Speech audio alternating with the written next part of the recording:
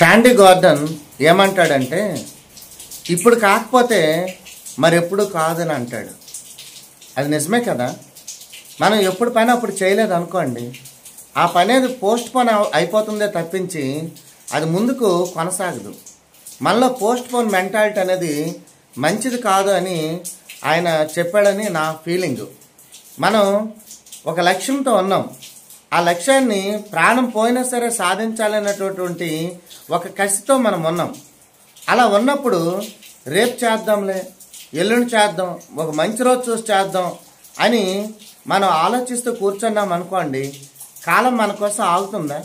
మొన్న డిఎస్సి చూడండి, ఎంతోమంది ఏం చెప్పారు, ఆ వర్గీకరణ వల్ల ఆగిపోతుందని చెప్పారు. నేను అప్పుడు కూడా వీడియోలు పెట్టాను.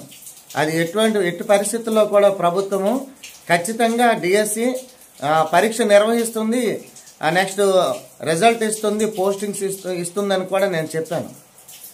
ఆ రోజు ఏంటి కాన్ఫిడెన్స్ అంటే, అది మన చరిత్రను చూసుకున్నట్లయితే ఒక ప్రభుత్వం కానీ బలంగా నిర్ణయించుకుంది అనుకోండి, ఖచ్చితంగా చేసి తీరుతుంది.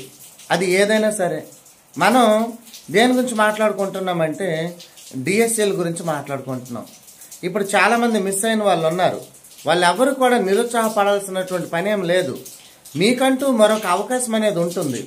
ఎందుకంటే నిన్న విద్యాశాఖ మంత్రి గారు గౌరవనీయులు నారా లోకేష్ గారు ఒక ప్రకటన చేశారు. ప్రతి సంవత్సరం కూడా మేము డిఎస్సీని ఇస్తాము.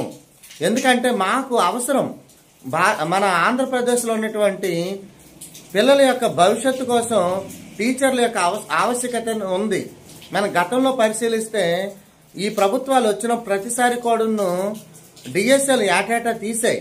మనకు తెలుసు ఆ చరిత్ర అంతా కూడాను. అయితే ఇదంతా కూడా నేను చెప్తుంది ఎందుకంటే ఎవరు నిరాశ నిస్పృహలకు లోను కాకుండా ఇప్పుడు కొత్తగా మరలా డిఎస్సి సాధించడం కోసం మన పోరాటాన్ని అయితే మనం ప్రారంభించాలి. దానికోసం మనం రేపు చేద్దాం, ఎల్లుండి చేద్దాం, ఇంకా టైం ఉందిలే, టెట్ నోటిఫికేషన్ ఇవ్వనివ్వండి, లేకపోతే డిఎస్సి ప్రకటన స్పష్టత రానివ్వండి, అప్పుడు చూసుకుందాం అని మనం మీనమేసాలు లెక్కిస్తూ కూర్చున్నట్లయితే ఈ పుణ్యకాలం కాస్త గడిచిపోతుంది. కాలం ఎవరి కోసం ఆగదు కదా.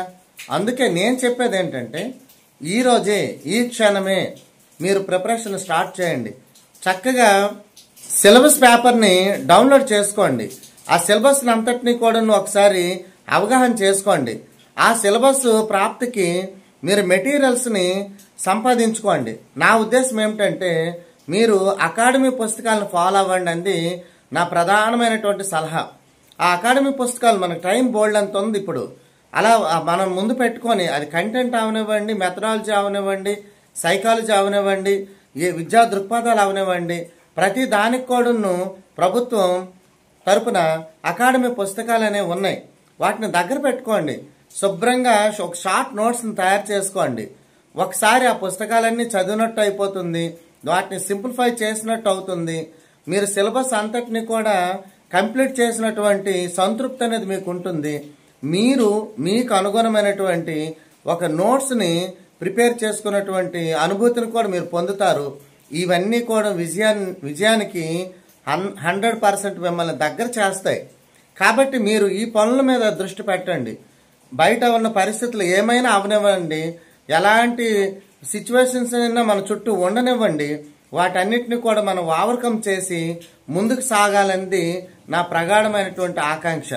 మీ అందరూ కూడా ఈ వీడియో చూసిన వాళ్ళందరూ కూడా, ముఖ్యంగా యాస్పిరెంట్స్ అందరూ కూడాను ఒక స్ఫూర్తిగా తీసుకొని ఈ రోజే, ఈ క్షణమే మీ ప్రిపరేషన్ని స్టార్ట్ చేస్తారని నేను ఆశిస్తున్నాను. ఇంకో ముఖ్యమైన విషయం ఏమిటంటే మీరు డిఎస్సి సాధించే వరకు ప్రతిరోజు నా వీడియోస్ వస్తూ ఉంటాయి. మీరు నా ఛానల్ సబ్స్క్రైబ్ చేసుకోండి. మీకు ఏమైనా సలహాలు, సంప్రదింపులు, అనుమానాలు ఉంటే కామెంట్ సెక్షన్లో అయితే మీరు రాయండి. నేను ప్రతిదానికి కూడా వివరంగా సమాధానం అయితే ఇస్తాను.